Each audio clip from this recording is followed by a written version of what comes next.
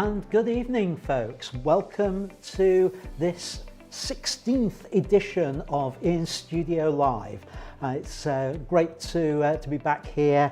Great to see so many people already active in the live chat. If you haven't said hello in the live chat, please do so. It's great to know who's watching at any one time. I think I've given a call out to most people in the chat so far, but if I've missed you out, my apologies, and welcome to the show. So, if you're new to watching one of these live broadcasts, let me just explain a little bit about it. They are weekly shows. It's every Sunday night at 7:30, and they are on YouTube. I say for a while. I am slowly catching up. The aim is that they'll be there for about a week or so, maybe 2 weeks, and then they'll be exclusive to my online academy with just highlights on YouTube from that point on, the cut down version. And I will add extracts from the live streams as standalone videos, so you can pretty much catch up with things over time, but obviously watching live is the best way because it's interactive and I get to answer your questions, I get feedback from you, and I can respond to you, and it's great to see what's going on in the chat and keeping an eye on that as the evening goes on. So do ask questions in the chat. I have got 2 spots in the show for live Q&A, and at the moment they are both empty, so I've got no questions tonight yet. I'm sure they will come in. We've got plenty of other things to talk about anyway, so it's not a big deal, but if you've got questions, then put them in the live chat. I'll try and deal with them as the show goes on. If you're watching this on replay, as I know some people do, then put your questions in the comments. I'm afraid the comments are closed during the live stream. You've only got access to the live chat, not the comments. When it's a replay, you've got access to the comments, not the live chat. Yeah, that's how YouTube rolls, I'm afraid. You can also email me any questions during the week, and occasionally those do spark off interesting trains of thought, as you'll find out tonight. The usual appeal at this point: please subscribe on YouTube if you haven't already done so. It helps me, but more than that, somebody has just subscribed. Wonderful, great. Ben, I don't know whether you're watching, but if you're watching, thank you for subscribing. That's great. It helps me, but it also helps you because you'll get notifications when the new videos go up there, so you don't miss anything. You get to find out what's going on, especially if you click that little bell button. That helps as well. Do comment on the videos, and I always respond to them. It's very, very rare when I don't respond to something. In fact, I even respond to the spam bots.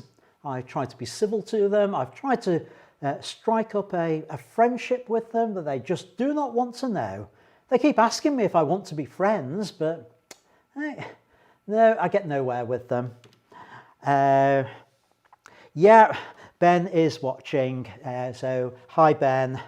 Yeah, please also like the videos, like the live stream. You know you want to just go hit that like button now. That will help me. And when you watch any of the other videos, just hit the like button, because interaction is what helps my channel on YouTube. YouTube will promote those that people respond to, and that's particularly comments and likes and anything like that, and watch time, of course. So watch the videos to the end. They really like long watch time. Right, okay, enough of the plugs. All right, and yeah, share the links as well if you're able to on that. The other way to help is I'm always looking for images for the 3-minute Lightroom Edit Challenge. That's back tonight after a week off, and I'm giving priority to anyone that we haven't done an image for in the past. I've got a little run of, I think about half a dozen or more, maybe 8. I've certainly got plenty, but they're all images from people who've previously had one done. So if you haven't, you can jump the queue. You can get in there ahead of other people. So do let me know if you want one of your images editing by myself and Rick and feedback on it. You'll see what that's like later on. I am looking for volunteers for my showcase. We've had 2 so far. David Jones, his showcase is up on YouTube at the moment as a separate video. It was first premiered over 2 of the live streams. We did Kev's last week, and that will be ready to upload to YouTube as a standalone, if not tomorrow, probably Tuesday or Wednesday, something like that. So that will be going up there. So once you've seen one of those, if you fancy being the star of the show for a week, then get in touch. I'll send you the list of questions and what you need to do for all that. So what have we got on the show this week? Well, we've got our usual news roundup. We're looking at, well, we're continuing our look at landscape photography.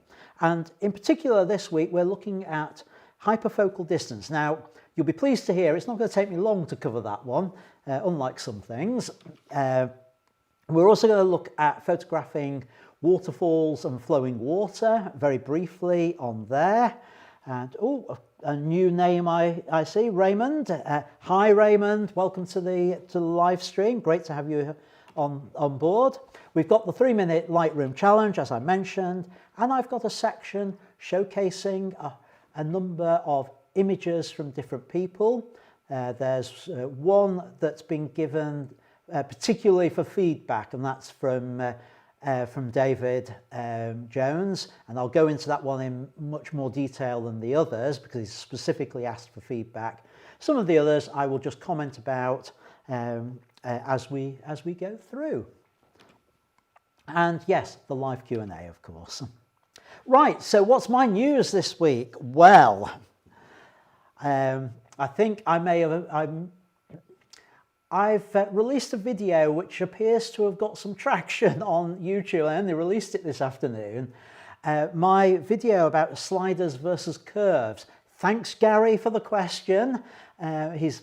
He asked me what I thought was going to be a simple question is, should I use the curves or the sliders for adjusting images in Lightroom? And I was just going to give an off the top of my head answer. I thought, no, let me get some evidence to prove what I thought. And when I looked at the evidence, it was one of those things. I was in front of the screen going, what? What? What? And I've done a bit of digging on it. I've done some experimenting. And as a result of that, we have got a 35-minute video. I'm really sorry it's 35 minutes long. I did try to get it as short as possible, which really digs into this. And what I've discovered means that I am going to change how I work with Lightroom from this point on. And I'm quite serious about that. Now, just one rider to that is I've pre-recorded my Lightroom, some of my Lightroom training and tutorials. So some of those will show the old way, but going forward, things are going to change directly as a result of what I discovered in that video. So I'm not going to say any more at this point. At some point, when you're feeling particularly bored, go and have a look at it. I've tried to make it as interesting as possible. It is quite technical, and it is aimed at people who really want to get under the hood of Lightroom and understand really what's happening there and what's going to give them the best results in Lightroom. And that's the sort of target audience on there. So yeah, have a view of it and see what you think on that. Over the last week, I've had 4 new videos up online covering things like dynamic range, auto white balance. Again, those came out of live streams in the past. And a 2-minute tip on synchronizing folders. So if you've changed something outside of Lightroom, how to synchronize it back. And on my travel YouTube channel, I've done a video all about the techniques for photographing in the rain. So if you want to see me getting soaked in St John's, Newfoundland while trying to do a video, that's the one to go and watch on there. Up and coming live streams, the next 4 are already scheduled, so you can go and click on those on YouTube and set yourself some reminders on there. Next week we are looking at focus stacking and macro stuff. Just want to mention the Facebook group. The link's on the screen behind me. If you search on Facebook for Ian Studio, you'll find the group, and in there it's just a place for people to hang out during the week. It's also where I share what's going on as I'm planning the live streams, as I'm planning videos. We have interesting discussions. I had an interesting discussion this week about what people's biggest challenges are, and I'll come back to that later on because it did spark something off. And so do join the group. I've got Terry on standby. If anyone isn't a member and wants to join during the live stream tonight, he'll admit you onto the group. But if you are a member, we're still talking landscapes. I know there's a fair few of you have shared images up there. I'm going to be having a look at the end of the live stream, and any new images which get put up there, I'll give a shout out and we'll have a look at them and see what you've been shooting landscape wise on there. Right, yeah, also on that group is my blog topics list. There's 200 different themes in there that eventually, it's going to take me years to cover them as my blog posts. If there are ones you are particularly interested in, go have a look at the list and let me know which are the priority items. I will bring them up towards the top of the list. One of the viewers, Loz, is interested in my top 5 tips for macro, and I'm going to tie that in with next week's live stream, so that will be coming up soon, along with other news that's on there as well. The other thing, I don't mention it too much on here, but I know some of you are already subscribers, but for those who aren't, I do have a free weekly newsletter, and I'll be honest, I cover a lot of the same things on the newsletter, the email newsletter, as I do on the live stream, but it is a place where a different way of getting information. So if you're not always going to be watching the live stream, I hope you are always going to be watching it, but I know some of you don't and just drop in from week to week. It's a way of keeping in touch with what's going on, so that if there's a particular topic you're interested in that's coming up, you'll hear about it in the email newsletter. So again, another place just to keep in touch. The link for signing up to that is on the screen, but more importantly, it's down in the description below the video on YouTube. So go click on that, sign up for the newsletter in there. Right, the big news this week is Adobe. New versions of Photoshop, new versions of Lightroom, and new icons. Hearing various things about these new icons. One debate is, do you like the fact that all the photographic ones have been brought together and use the similar colour scheme? Do you find that confusing? I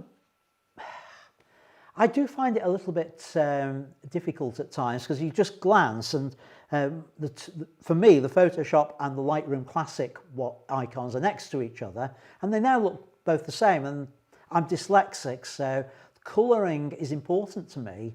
I do find it a little bit harder, but I can see the idea of uniform on there. But as somebody else once said, Matt Kloskowski in his video, he says, so long as the product still processes his photos to a standard that he's happy with, they can make the icon look whatever they like, and there's a certain amount of truth in that as well. So what's changed?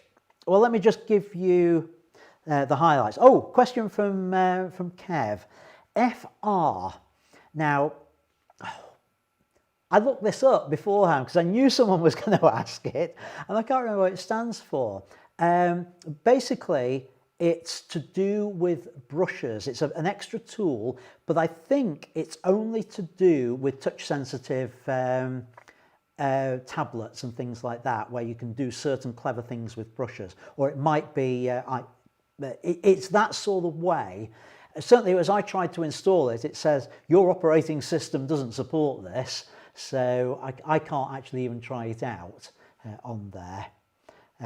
Oh, hi Loz, I was just talking about you. Right, so yeah, the other big thing is the change of name, well, change of icon really for Lightroom. They're trying to get us away from calling Lightroom just Lightroom. They want us to call the web-based one Lightroom, and Lightroom Classic is the desktop-based one. And to try and enforce that more, they've changed the icon to LRC. I can see where they're going with it. To me, I'm slightly worried about this change because I think they are gradually moving towards trying to move us away from the classic one onto the new Lightroom. I just have a bad feeling that in, not immediately, 3-4 years time, they'll start saying, well, actually, we've got all the features we want in the web-based one, the cloud-based one. We don't need to support Classic anymore. And that's a real concern to me, because anything that's cloud-based I can't use because I spend too much time on cruise ships. And I've already had, on one occasion on a cruise ship, when I was out at sea, Lightroom pop up and said, oh, we need to check you've still got a valid license. You can use it this time, but you will have to be online next time you power up Lightroom, which was a little bit worrying because I was at sea for 3 days, and on day 2 of that, I was due to give a Lightroom demo, so I daren't turn my laptop off for 2 days on ship, or I daren't do anything that would cause Lightroom to close down on my laptop. So a little bit worrying on that. Oh, I can see a few more names turning in the chat. Loz, I've just said hello to. Tony has appeared. Walter as well. Hi, nice to see you all on there. Yeah. So what are the changes? Right. Those are the cosmetic ones to do with icons and namings and things like that. But in Lightroom, the biggest change is to curves, in that they have redesigned the curves panel. Let me head over there and I'll show you what's gone on with it. Right, we pick an image. Let me go from one from Andy's from before and go into the develop module, and then try that. Right, there we go. Yeah. So they've rejigged this curve module, and in fact, I think it's a lot easier to use on this, because now the different types of curves are all just as a line at the top there. We've got what they call the parametric curve, which is based on these 4 sliders, which are defined areas that you can adjust. If I go full screen so you can see better, so I can control the highlights independently. And if you've watched the video I released today, you'll understand how exactly what these are now controlling with it. So you've got to get the idea on that. Then we've got the point curve, next one along, which allows you to put points in and to tweak it exactly as you want. So if I want more contrast, classic S curve on there. I'm just going to reset that back to linear. And then the remaining 3 are the individual colours. And these are quite nice because they've put a hint in there so you can see what it's going to do, which now, if I pull that down towards the greens, or cyans I should say on there, it heads more in the cyan direction or to the red. So you've got that visual indication of what's going on with them. So the green magenta on there, and of course the cooling and warming yellow-orange, yellow-blue on there. And I just think that is far easier to follow and to understand with it. The other big thing that's come out is now you can paint on colour adjustments, localised colour adjustments. So if I'm doing with an adjustment brush, we can see we've got a hue slider here. So if I'm just going to do something a bit wild on this, check what my brush is set to. I'm going to bring the flow all the way up just so I can see this on there. And oh, I must have a few other things set on there. Yeah, I've got the exposure set. Take that off, take that off.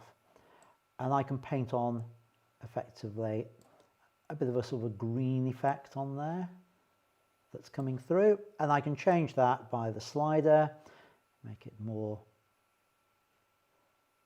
Of course, there's not much colour in there to start with, so it's not doing a great deal. So I could have done with a better image to demo that. But yeah, you can do localised colour adjustments. Now, some of you who saw the live stream a couple of months ago now, where I did changing the colour of a model's lips, this is now the way to do it. So I need to do a new video on how to do that, because this has just blown all that out the water on there. So those are the main things in Lightroom. I'm not going to demo the ones in Photoshop, but the big change there is all to do with selections, and it's so much better at selecting the hair on people. Looks so much better on that. Thank you, Walter, for in the chat for saying that FR is Adobe Fresco. Of course it's Adobe Fresco. Mine went blank on there, and as he says, it's a drawing and painting app, and you can do some things with that. Well, you might be able to, I can't, it won't let me install it, but there we go. So that's the news on Lightroom, and a few Photoshop generally, a few bits and pieces on there. So let's moving on to our Q&A part 1. I haven't seen any new questions coming in there. So if you've got questions for later on for part 2, put them in the chat. We'll come back to it later. Oh, bother. This is the 4th week I have forgot to take that out of the Q&A one, the add websites for me to review. Ignore that. That's an old one on there. There is a delay, so get your questions in quick so I've got them before we get to part 2 towards the end of the show. Or you can email me during the week at contactme@ians-studio.co.uk, and I will add them in for next week on there.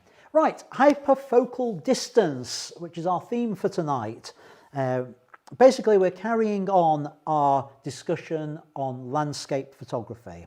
And there's just 2 things I would normally cover on that I've pushed onto this week because it would have made last week even longer than it actually was. So what is hyperfocal distance? Hyperfocal distance is the position you need to focus at to maximise your depth of field when you are doing landscape photography. Now, a little bit of background to this. I'm sure most of you already know this, but if you are photographing something, you focus on a point. It's a single item. But you have a depth of field where a certain distance behind the point and a certain distance in front of it are still in acceptable focus. And whilst we tend to think it's half and half, it isn't. It's actually 2/3 of your depth of field is behind where you focus. 2/3 of it. So, for example, if I had settings which gave me a depth of field that was 3 meters, and I focused on a particular object, then 1 meter in front of it, towards me as the photographer, would be in acceptable focus, but 2 meters behind it would be in acceptable focus. So what happens when we focus on infinity? You can't have anything beyond infinity. So you are actually throwing away 2/3 of your depth of field if you focus at infinity. Now, most landscape photographers want to get the majority of their scene in sharp focus. That means when you're doing landscape photography, you do not focus on the mountains in the distance, because if you do, you throw away that 2/3 of your depth of field. Most landscape photographers are already working at small apertures to maximize the depth of field. So by using this hyperfocal distance, you can maximize it even more. It gives you effectively 3 times the depth of field that you would get if compared to focusing on infinity. So what does it look like? How do we see this hyperfocal distance? Well, in years gone by, that's what a lens used to look like. Now, so I can get my mouse over here. Yeah, we would have this scale on the lens, and this is a depth of field scale. So in the example that we've got here, if I was shooting at f/22 on this with this lens, everything from infinity down to, well, just a little over 0.7 of a meter would be in acceptable focus. Because, but as you can see, the lens is currently set to f11. So actually, in this example, for f11, if I focus the distance it's focused at, everything between 2 meters and 1 meter. Actually, is that meters or feet? Yeah, no, that's meters. 2 meters and 1 meter is in acceptable focus. So the key is to use if you've got a lens which has this, you set infinity to what aperture you're shooting at, and that tells you, well, that's the focusing that you need to do for it. You set it, you focus with the infinity on the aperture setting. Now, unfortunately, the majority of lenses no longer have that scale on them. So what do we do? Well, we have 2 options really. Well, 3. There is a third. I'm going to talk about a third. It's the cheats option. The first option is you go to a website called dofmaster.com, and there are various tables in there that you can download. You can put in the details of your lenses, you can put in all the information about your camera, your sensor size and things like that, and you can download a table that will work for your camera, and you can keep that in your camera bag. So you can do that. Or you can use an app for it. And the one I recommend is called The Photographer's Friend by a chap called Martin Bailey. Now, Martin Bailey is, I want to refer to him as a British photographer living in Japan, but actually he's not. He's taken Japanese nationality, so he is now a Japanese photographer living in Japan, but he was born in the UK of English heritage, of British heritage. And he is an absolutely brilliant wildlife photographer, landscape photographer, does a fantastic weekly podcast, runs tours and things like that, and he has this app. And it's really powerful. I'm not going to go into how you use it on here. It's fairly self-explanatory. You put in your sensor size, you put in the aperture you're shooting at, you put in the either the distance you are focusing at and it will tell you the depth of field, or you put in to say that you want to shoot at infinity, you want the hyperfocal distance, and it will tell you what the distance is you have to actually focus at to make sure everything from a certain distance in front of it, all the way through to infinity, is actually in focus. So look that one up.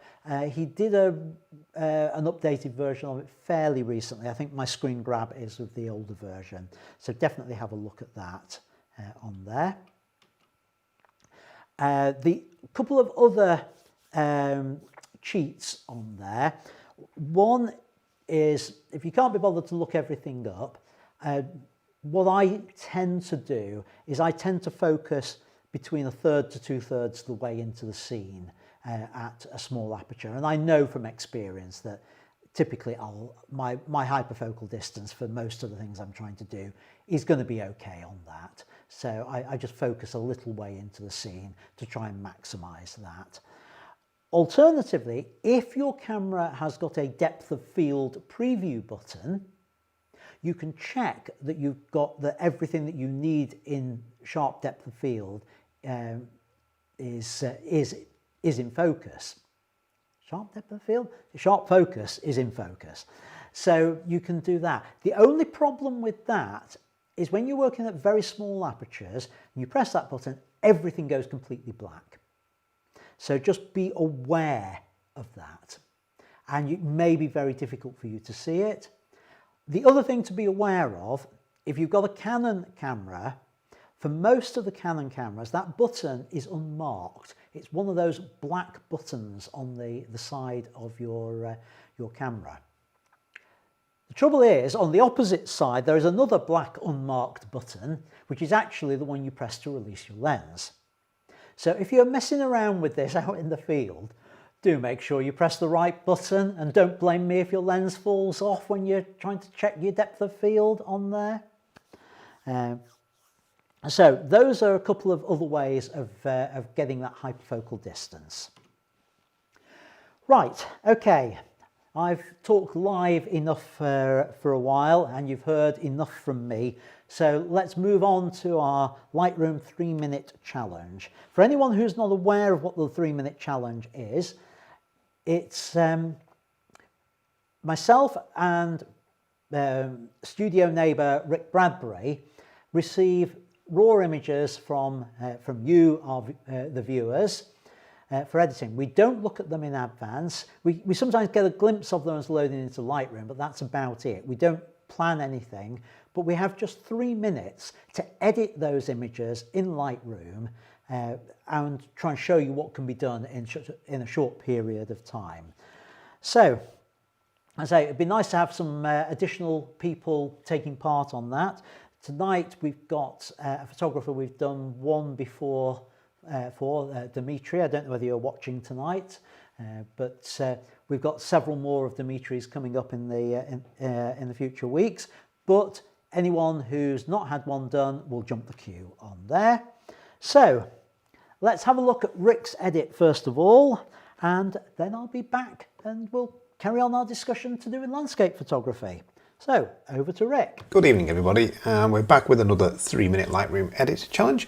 My name's Rick Bradbury. I'm recording this separately, ready for Ian's live stream. And in this one, we have another image from Dimitri. So, I will wake my phone up because it's gone to sleep. Wakey, wakey. 3 minutes on the timer. And we will go and we'll take a look at this image. No, I don't want the start menu. Or taskbar or whatever. Right, okay. We have a rallying shot. I'm assuming from the same event, from his first image from last week. No, not last week. 3 weeks ago, I think. Anyway, we're recording these ahead of time. So let's see what we've got. Shot again on the Canon 70D with the Tamron 70-300. So yeah, needing a reach to give you options, although shot at 92 millimeters, ISO 200, thousandth of a second, thousandth, I can't say that, at f5. Right, let's see, so we'll reset, we will get rid of Adobe Color, we'll apply the lens profiles, get rid of noise reduction because it's ISO 200, you don't need it, Lightroom. We will go from there. So first thing I want to do, I'm actually, even though I know it was bright on that day, I'm just going to back the exposure off just a little bit, and I'm going to go a little bit warmer, because I would expect it to look warmer in that kind of climate, if you will. So we'll just warm it up a little bit. We will change the tint Canon and do like magenta. Right, and let's go to curves. So just push it up a little bit here. So I've taken the exposure down a little bit because I know I'd go and end up pushing it a little bit on the curves. Tone the highlights down just a touch, just so they're not screaming too much. Bring the blacks down just a little bit, a bit of global contrast up there. Let's see, before, after, before, after, before, after. Right, and I've got 1 minute 10 seconds left. I don't know whether we need any shadows pushing in really, because I think it just unbalances the front of the car and flattens the image. So I'm going to leave that as it is. We can tell it's a Polo.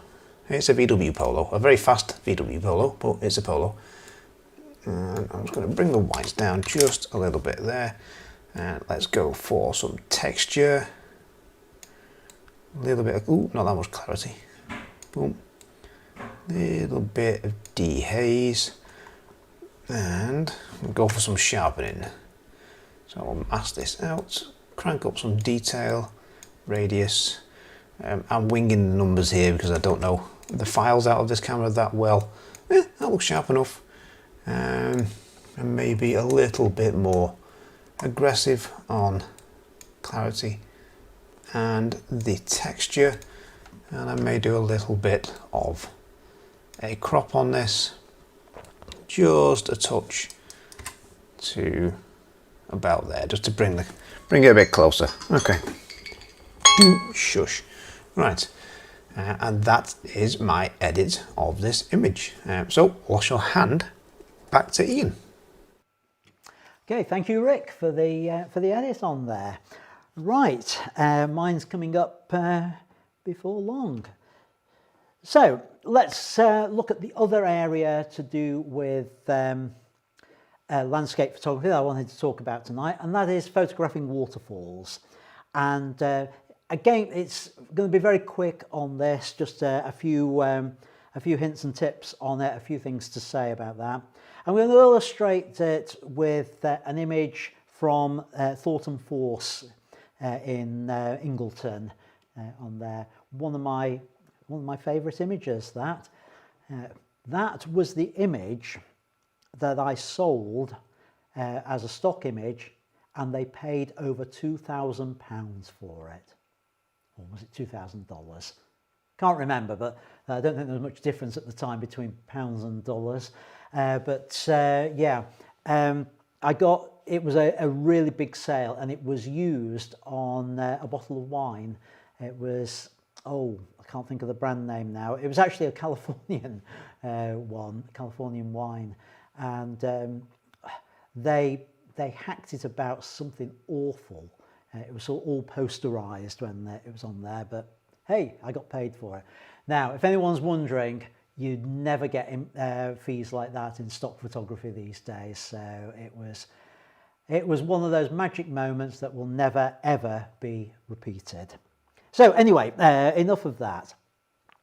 This is your standard shot, 60th of a second, the sort of thing you would just get normally photographing there if you weren't thinking about it. And the water is neither frozen nor flowing, which is what it says behind my head on there.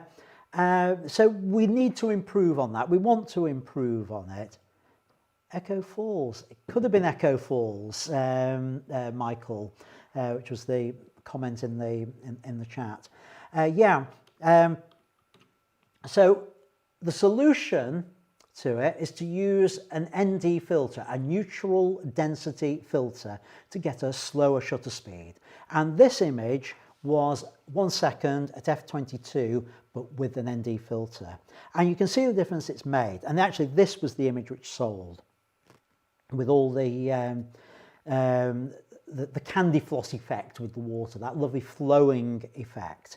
So when you're photographing water, always try and aim for that, or aim for the other extreme where you can clearly see every single droplet and it's frozen, it looks like a sculpture.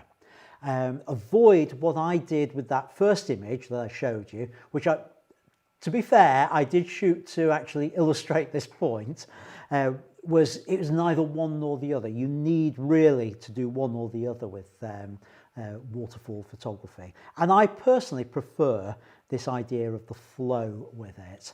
And I think that's a better effect. So ND filters, for anyone who's not familiar with them, there may be one or two out there. I think most people will know this. But they are basically bits of plastic which take out a huge chunk of light. And you can buy them with varying numbers of stops that they will take out. 1, 2, 4 or higher. What a lot of landscape photographers use is something like a 10-stop one. And that will really allow you to get things like 30-second exposures. And that will give you those seascapes where the water is just a complete flow there, just like a mill pond with it. You can stack them as well. I've got a 2-stop and a 4-stop one, and I tend to stack those when I'm doing it. One word of warning though, when you are buying them, just be careful with the naming standards. I have come across manufacturers where the naming standards are based on either the number of stops or they're based on something else, and they don't necessarily match between suppliers. So just be a little bit careful about that. Most of the time they do, but just double check how many stops of light it's taking out. Don't just take it off the name on there. And as I say, yes, they can be stacked. Whoops. That's from last week. All right, yeah, waterfall. Sorry, I just want to go with a few examples of waterfall images. Right, I've got a question coming in. I will remember to try and deal with that in the Q&A time. It just caught my eye. Yeah. Just some example waterfall images that I've created which might help you. This is Godafoss in Iceland, and I got it down to a 13th of a second f/22. I couldn't use an ND filter because this was my ultra wide angle zoom, so 17mm with this, but I managed to get that 13th of a second. I like the flowing effect on there, and if you want to see what it looks like behind the scenes, that was the setup. And it's important to remember you will need a tripod for this.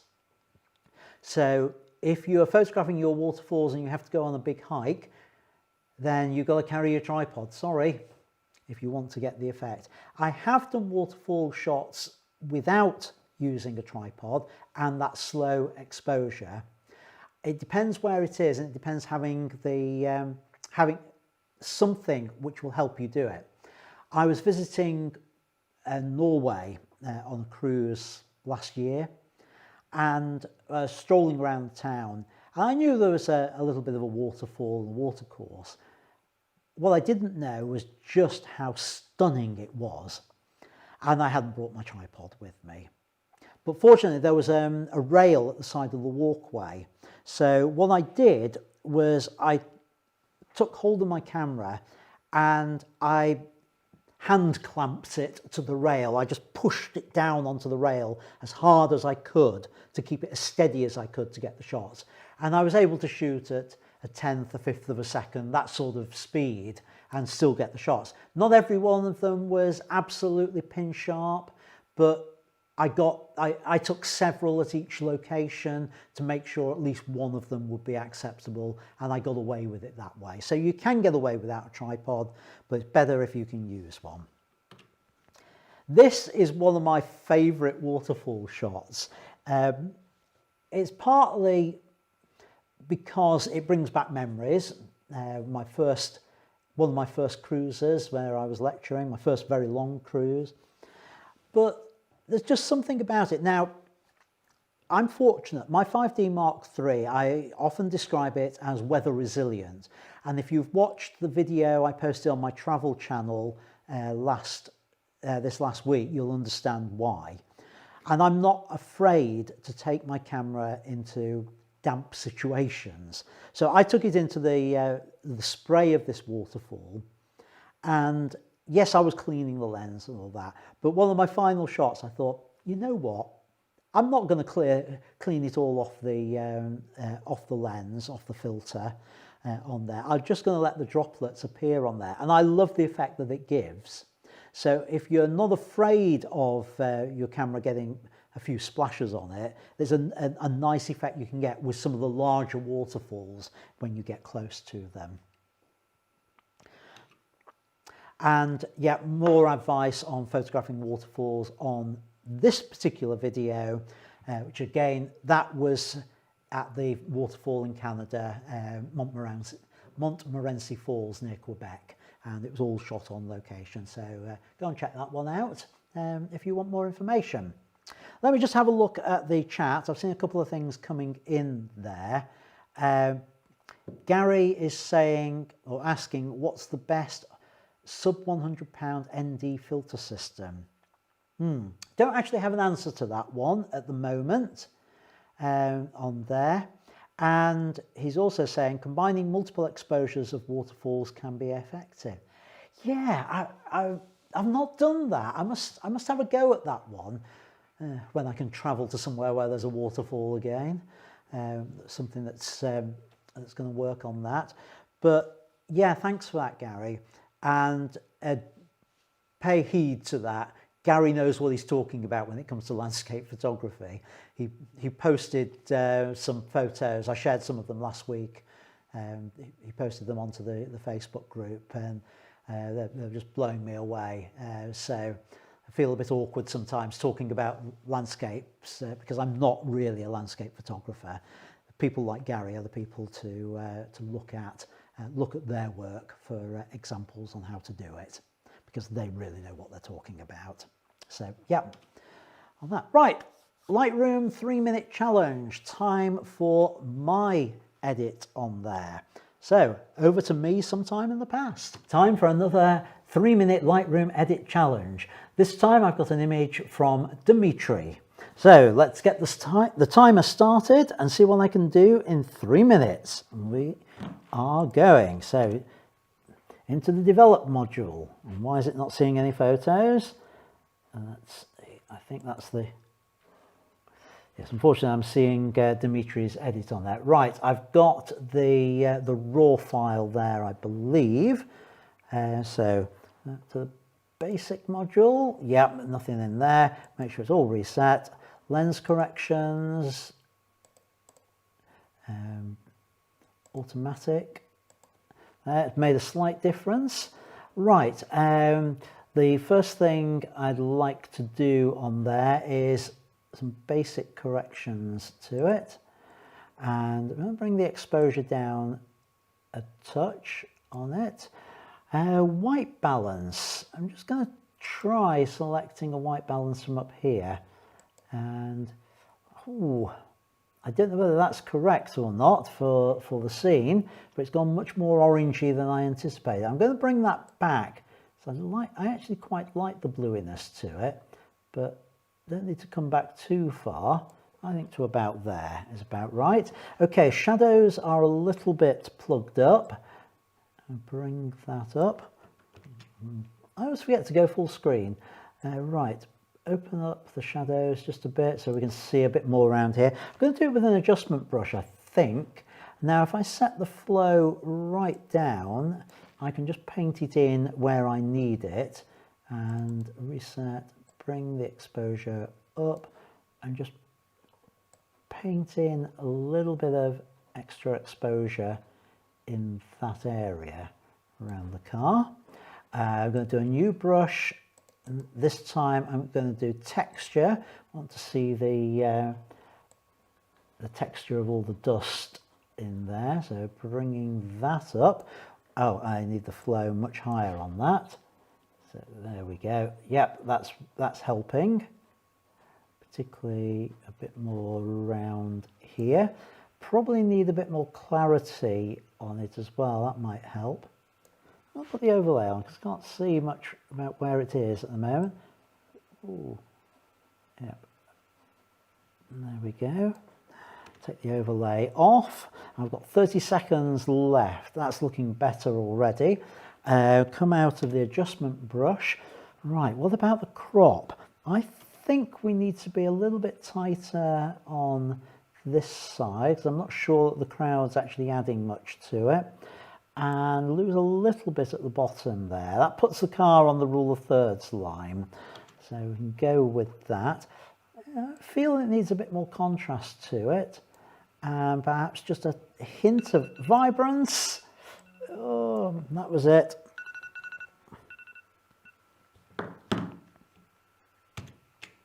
So that's all I managed to achieve in 3 minutes on there. I'm not sure I would want to do that much more to it. Let's have a look at the before and after. So that was before with the crop. Unfortunately, before and after doesn't remember the crops, and that was the edit. So I've brought out the detail on the front of the car. I've added more texture to the dust on there and cropped it, and just sorted out the white balance and given it just that little bit more bite of contrast in there. What else would I have done? I'm wondering now, as I've finished, whether clarity might have helped with it. Yeah, a little bit of clarity would probably have helped as well. Possibly a bit more in the dirt there.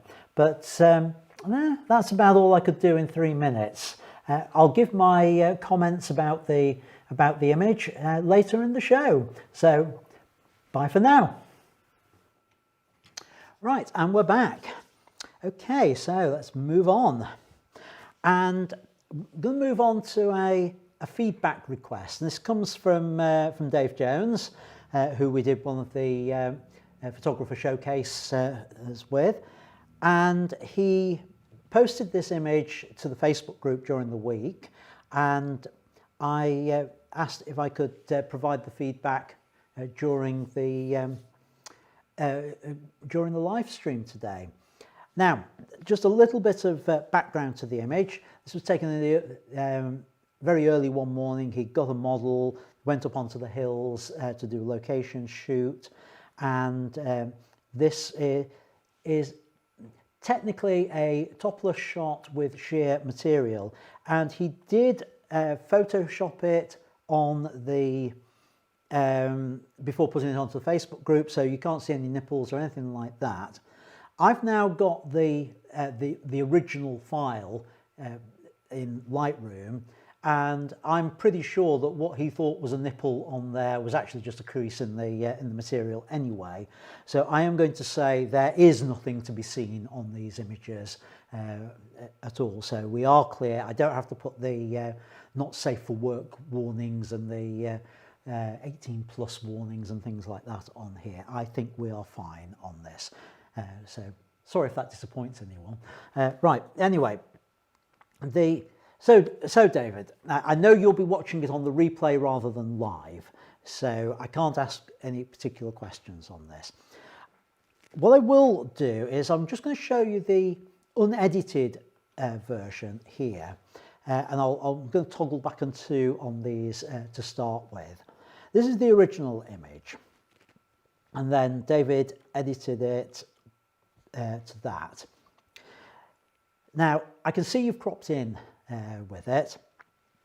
I would say crop in further on there. It needs to be a much tighter crop than it actually is on there. I will commend you for the painstaking editing out of all the pylons and the electricity wires from the background. I'd have thought you might have been able to find a better location to try and save yourself that work on there. The other bit of feedback I would say with this is that I know you didn't take any lights out there with you. You were just using the ambient light that was available. I think it needs some additional light from this because she's not separated enough from the background for me. You've got this huge area behind her that is white, and that's drawing my eye away from the subject. So I think if you'd have used off-camera flash coming in from camera left towards her, and use that to overpower the ambient light so that the background went darker and that she stood out, I think that would be a far better effect than you have with this. And I know you know how to do that because you're doing it all the time in the studio, so try that kind of thing with it. Now, I'm going to nip over into Lightroom and I'm going to just do a couple of tweaks in there. Now, I know David doesn't use Lightroom, he uses Luminar, but what I'm going to do will just simulate certain things as to how this image could have looked more or less in camera or with whatever software that you've got. So let me just move over to Lightroom and get this set up. So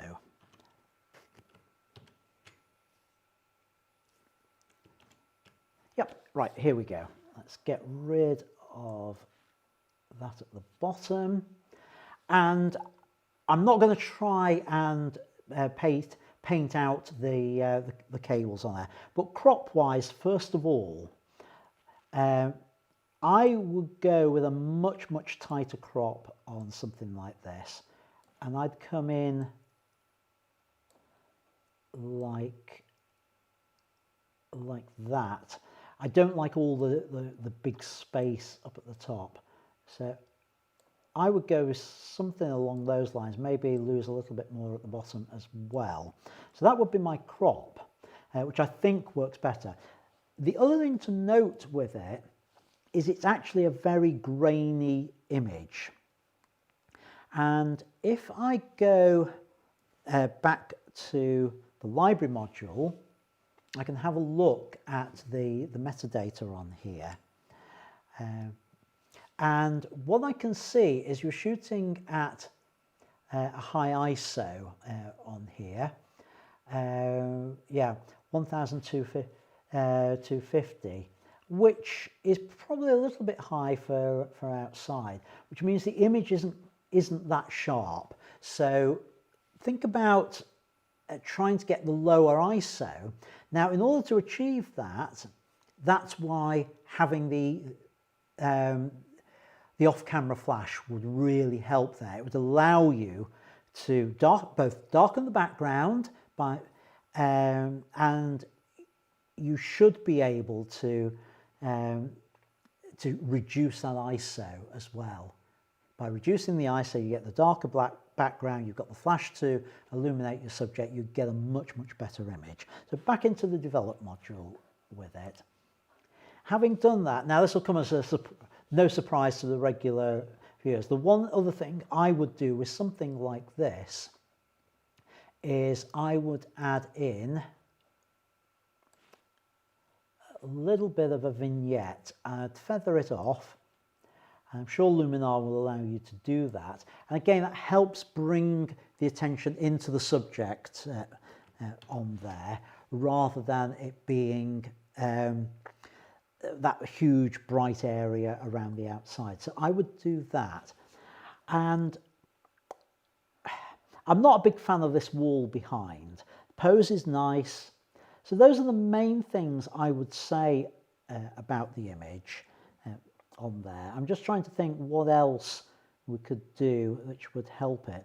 I do wonder whether a black and white conversion might be the way to go. And yeah, it would need a little bit of pushing up on the exposure, and I'm going to go over into the tone curves and just bring down the highlights just a little bit in there. I don't need to go much with that.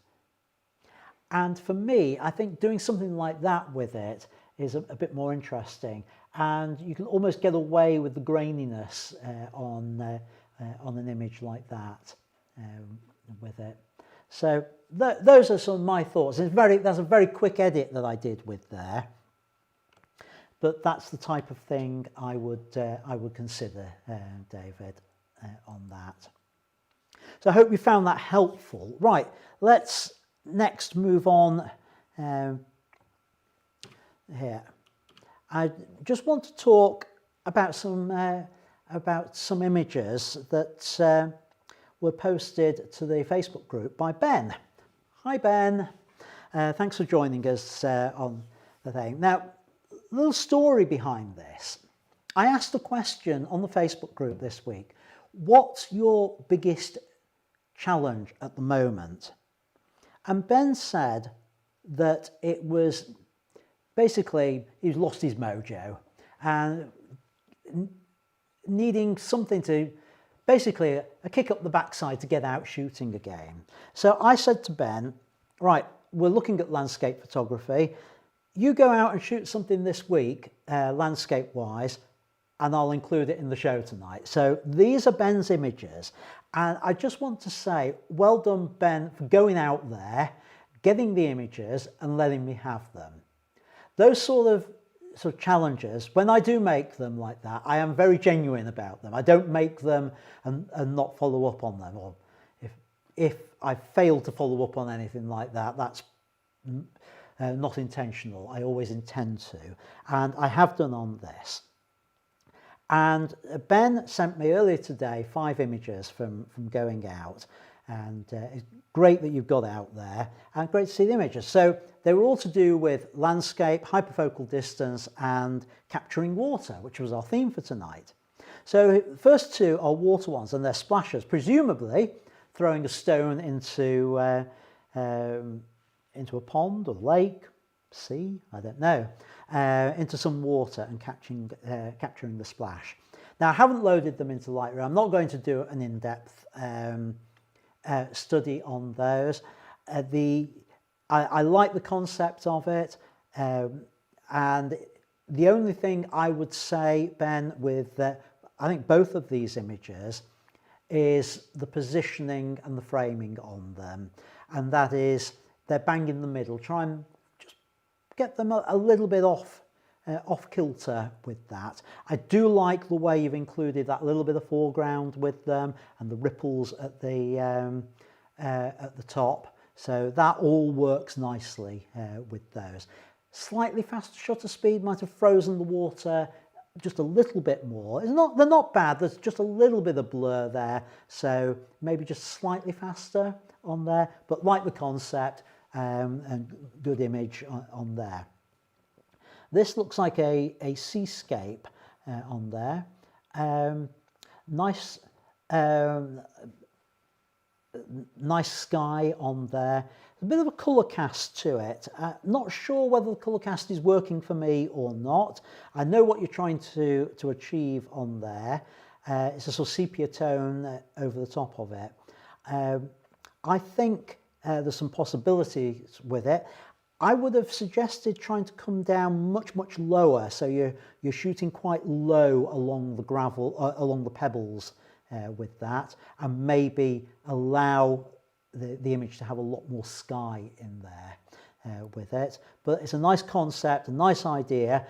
Thanks for sharing it. And again, we're now into a couple of other landscape ones. And for those who watched last week, you'll start to see the idea of this progression in. We've got a foreground interest, we've got some nice reflections in there and going forward on that as well. But I've saved the best till last, and this last one's a lovely image, and just want to commend you, Ben, for this one in particular. That lovely bit of foreground interest, nice bit of reflection to go with it as well, and then that leads the viewer's eye in to the far bank of the stream, and then the trees in the background. So that nice progression of the landscape image there. So well done on those, and thanks for going out and shooting them, and thanks for sharing them with us on the live stream tonight. Great, let's move on. I've picked a few images from the Facebook group that I just wanted to share. I had said during the week, share your landscape images with us, and several of you did. one here from Roger, and this breaks all the rules, Roger. I don't know whether you're watching this, but it breaks all the rules, but it works. It's one of those, you've got the foreground interest, you've got that sort of midground of the water, and then the background of the glaciers and the hills in the background there.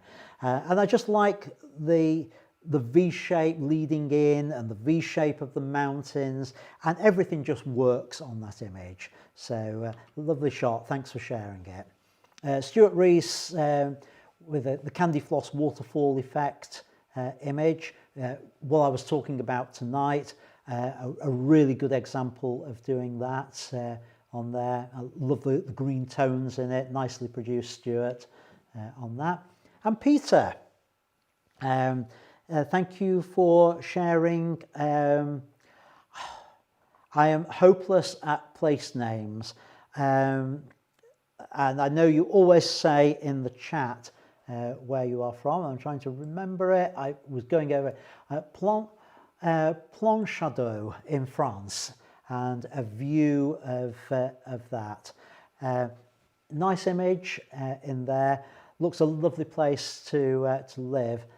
My only comment about it is that I would probably have had slightly less sky in there and a little bit more of that track in the foreground to lead the eye into the image with that. But nice image, and again, thank you for sharing it on the Facebook feed. It's been good to see it and to see where you are watching from. So, moving on.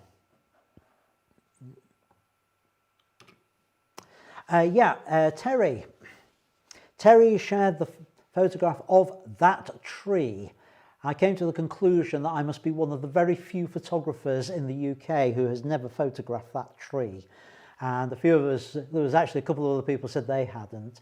So once lockdown is over and we're all able to meet again properly, I'm going to suggest an in-studio live road trip to that tree, so that those of us who haven't yet photographed it can all go and photograph it one day, and we'll have a day out to go and see it. It's somewhere in North Wales.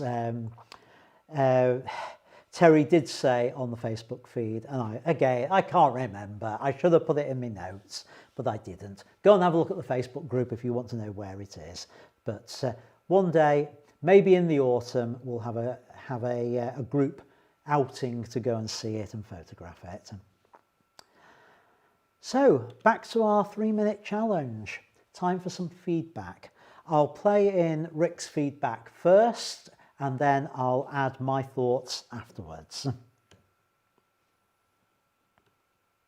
Okay, Dimitri, a little bit of feedback on this one. It's difficult giving feedback on this kind of shot because it's not like you can just, last moment pick up and move the camera, because this thing's gone through the frame and off up the track in no time. If we look at the original frame in there, I don't know, a little bit loose. I would kind of preferred a view which was looking more back this way, where you could see some of the crowd in the background, just to set the scene, tell a story. We can see some of them there, and obviously we know it is Rally de Portugal. Is it 2015 or 2015? Jeez, God, from 2015, or is that just when the club was formed? I don't know. Sponsored by Vodafone. Right. There we go. But again, you take what you can in terms of your shooting position. So that's why I've chosen just to close that in a little bit. I like the curve of the dirt track. Oh, the dust being kicked up as he's making his way around this section and out. I don't mind that it's a kind of a front on of the car at all. Love all this stuff. Look at that. Goes to show that even at like, what were we, 1,000th of a second? Yep. This thing's motoring. The wheels you can still see are in motion. The car's plenty sharp enough. But all of this stuff being kicked up isn't completely tack sharp frozen, and that's fine because it just shows the speed. nicely shot. I would have thought maybe a tighter framing within camera could have been done, because you had that 70 to, what lens was it? I've forgotten. No, I don't want to decrease the exposure. Let's go on I, there we go. 70 to 300, yeah. So you had the focal length option there to punch in a bit closer. You know, 20 megapixels is not particularly low resolution, not particularly high resolution these days, but all the same, I'd try and use as much of it as I possibly could, if possible. Actually, I wonder if, there we go. I said I wasn't going to punch in the shadows, but can we see? Nah, can't see the driver's face. That's, I hope it's the navigator, because if that was the driver, looking at the floor is not going to be good, is it? Right, so we'll bring that back. There we go. Cool. My first car was a Polo, actually. Random fact of the day. But yeah, nice shot. I would prefer it shot a little tighter if I could. I do want to see the car coming round towards you if you're stood down this way. Not on the track, obviously. Just showing a bit of the crowd in the background. But it's a shot on angle I'd probably move to try and get to, if I could at all, with the relevant lens. Probably have to go to a long lens, given I would imagine that you'd have to go quite far back to get the angle. But yeah, cracking shot. Like I say, I felt it needed to be warm. It's bright on the day, so I don't mind leaving it quite bright as an image. It just fits really well. So thank you very much for sending that in, and we will hand back to Ian. Right, so thank you, Rick, for the feedback on there. I'm going to give you my thoughts as well now. So let's bring it up in Lightroom. Right, I've gone on the screen my edit of this. I'm just going to flip over to Dimitri's edit, and this is where I differ to both Rick and yourself, Dimitri, on this, in that the crowd here I actually find as a distraction, particularly because of the yellow here, and that's pulling my eye away from the car. So that's why on my edit of it, let's move on to the next. Oh, it's that side. Right, okay. If I go back to my version of it, I've cropped that out. We can see enough from the arch here to know that there's people there. We don't need to see the stands. What's the image about? The image is about the car. The image is about the dust. So let's have that sweep as our main section. I do agree with Rick when he's saying about coming in tighter. You've got a 70 to 300 millimeter lens that you are using at 92 millimeters. You can come in a lot tighter on that.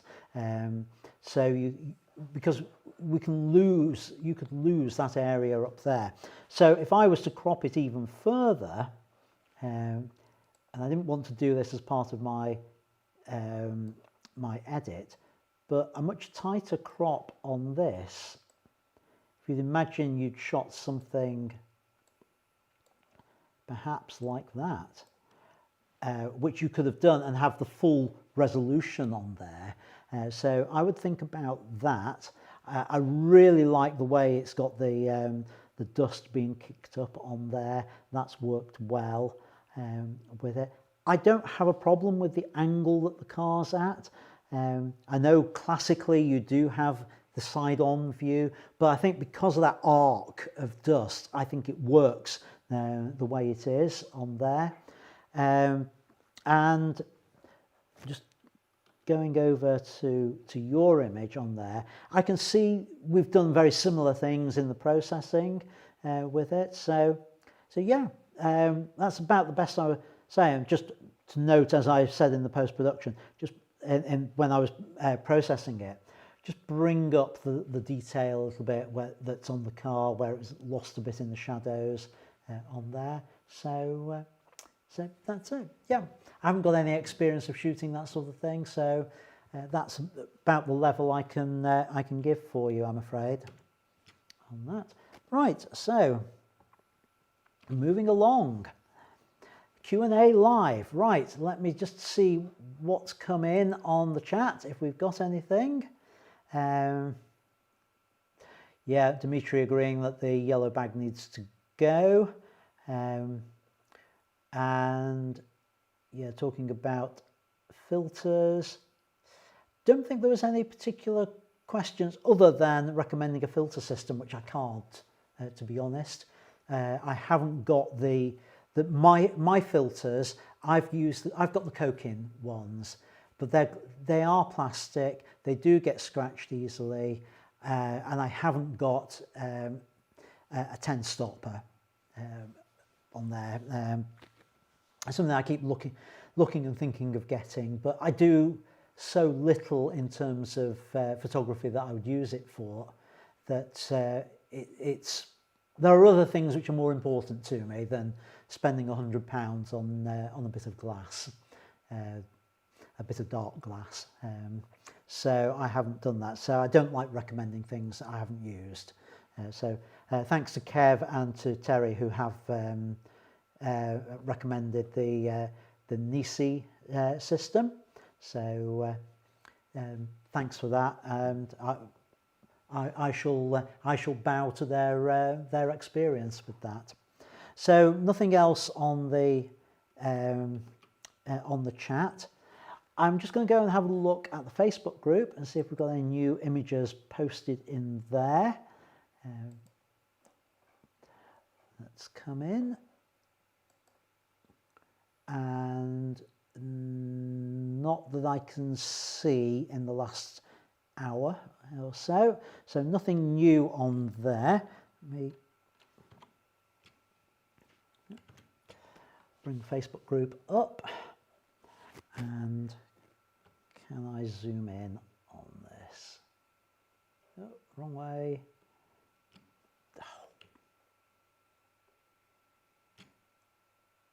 Right.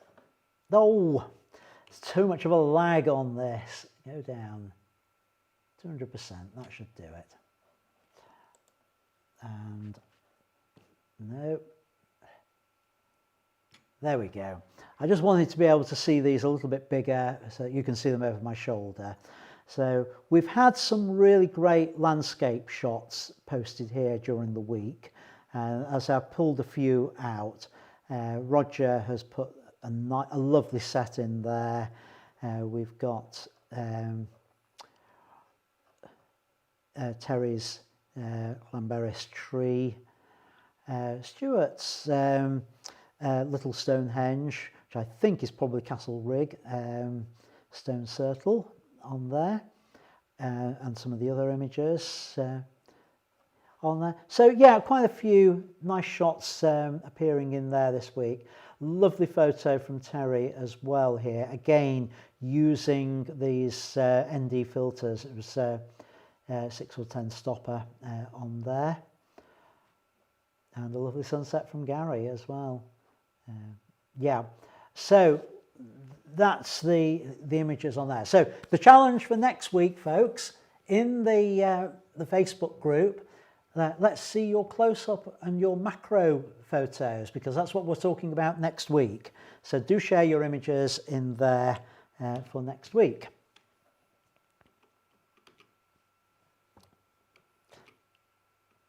So that's just about finishes it off for this week. So thanks for watching, everyone.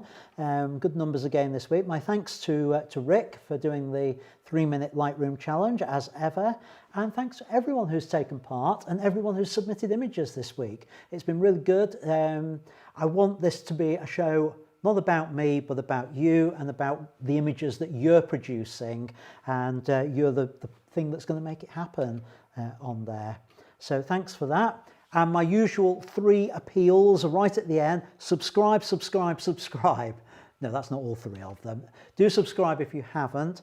Please comment when you watch videos, because that will help me and it will help you as well. If you've got questions, I can respond to them.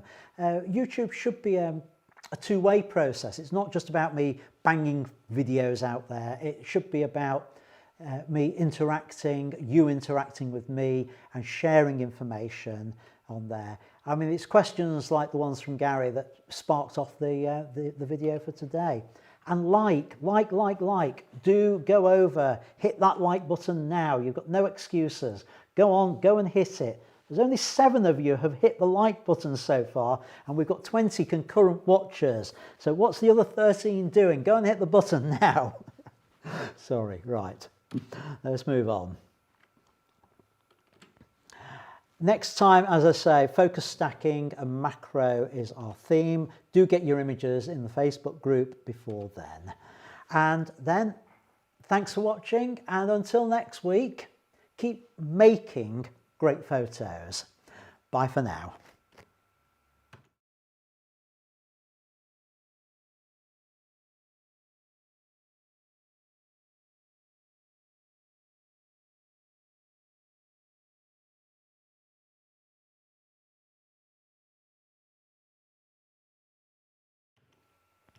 Right, this is the point where I have to film the fake ending. No, it's not fake really.